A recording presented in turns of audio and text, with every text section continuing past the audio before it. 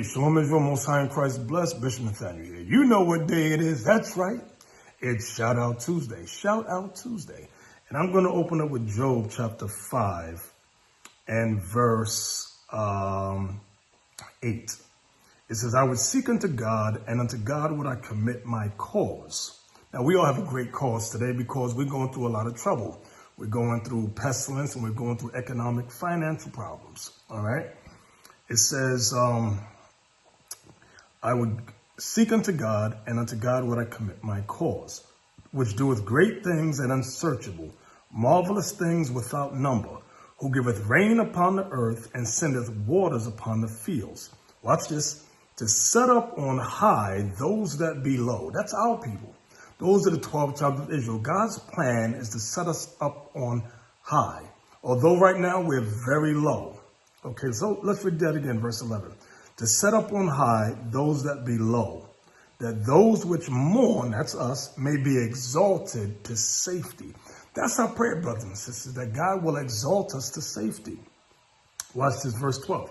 He disappointeth the devices of the crafty, so that their hands cannot perform their enterprise. They have a lot of plans for us. Let me show you this video real quick.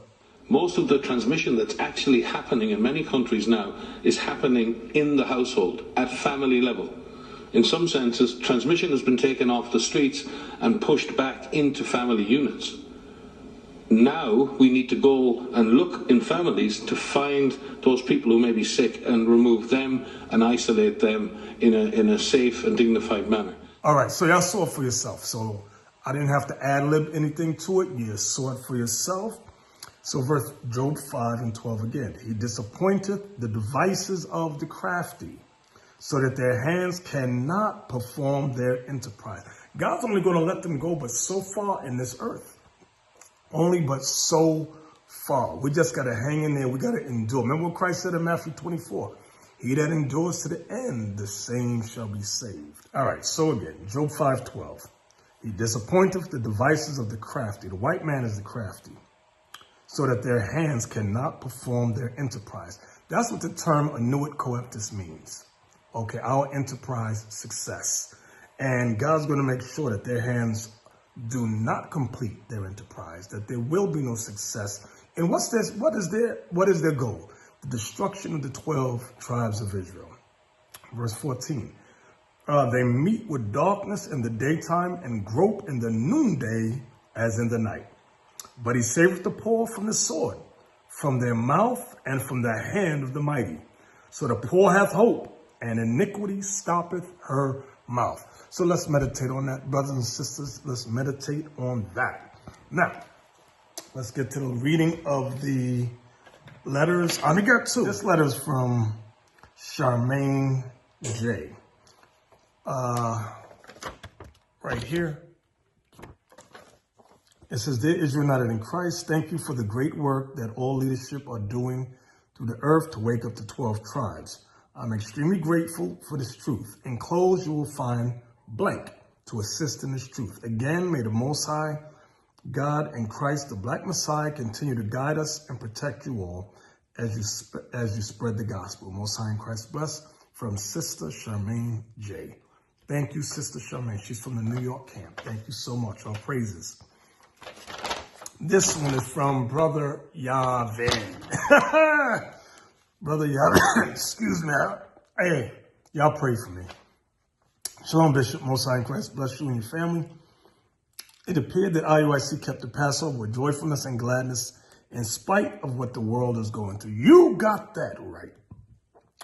All praises for that. I prayed the Most High showed mercy on the Israelites who have to work in response and are forced to still have to work during the Passover in these troubling times, especially nurses, because they are often left out when people speak about first responders. You're absolutely right.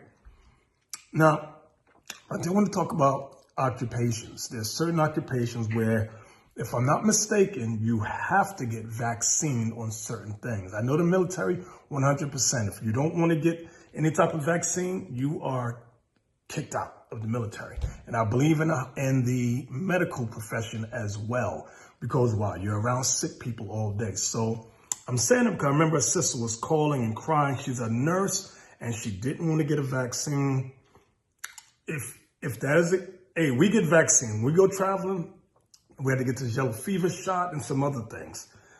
Get the vaccine if you have to. If you don't want to, then leave certain professions. Just leave certain professions, all right? So that was this first paragraph. Let me get to the second one. Second paragraph, I'm sorry.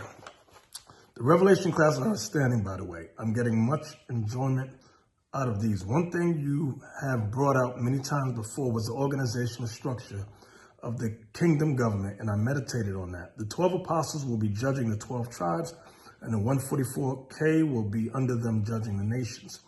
I started thinking about the matters that the apostles will be judging, which leads me to this question. Will Israel still be cutting up in the kingdom? Everyone that makes it should be with the program, right? I know the other nations will still be cutting up, and that's what the 144K is for. So let me answer that first.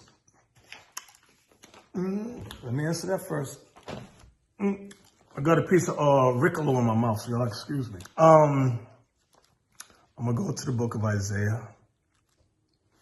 If I can find it. You made my coffee, Sasai? I mean my tea. Thank you. All right. Isaiah 60. Isaiah 60 and verse 21. This is about the kingdom. Thy people also shall be all righteous. They shall inherit the land forever, the branch of my planting, the work of my hands, that I may be glorified. So all Israel is going to be righteous in the kingdom. But there's going to be a moment before the kingdom, Yavin. Let me show you that here in Zechariah, chapter 13, and I'll start at verse 2. And it shall come to pass in that day, saith the Lord of hosts, that I will cut off the names of the idols out of the land. They shall no more be remembered, and also I will cause the prophets and the unclean spirit to pass out of the land, meaning Caesar Borgia, Buddha, Islam, Allah, Christmas, Thanksgiving, all of that's going to be done away with great destruction. Verse 3, and it shall come to pass that when any shall yet prophesy, then his father and his mother that begat him shall say unto him, Thou shalt not live, for thou speakest lies in the name of the Lord. And his father and his mother that begat him shall thrust him through when he prophesieth. You see that? And it shall come to pass in that day that the prophet shall be ashamed, every one of his vision, when he hath prophesied. Neither shall they wear a rough garment to deceive. So in the wilderness, Zechariah is letting us know there's still going to be some cutting up. There's still going to be some cutting up. You can also read about that in Ezekiel 20, verse 33 to 38. So let me finish reading Yavin's letter. The third paragraph. Sirach is my favorite book in the Apocrypha. I'm currently reading it in my 4 chapters a day program. Very good. I got to Sirach 26:38 and wanted to hear your breakdown of that verse to make sure I got out of it what I was supposed to. Bishop, a lot of times I feel like that eunuch in Acts 8. I have to lean on you for guidance because I can read, but it's comprehension of what you read that's important. Let me look at that Sirach 26:38.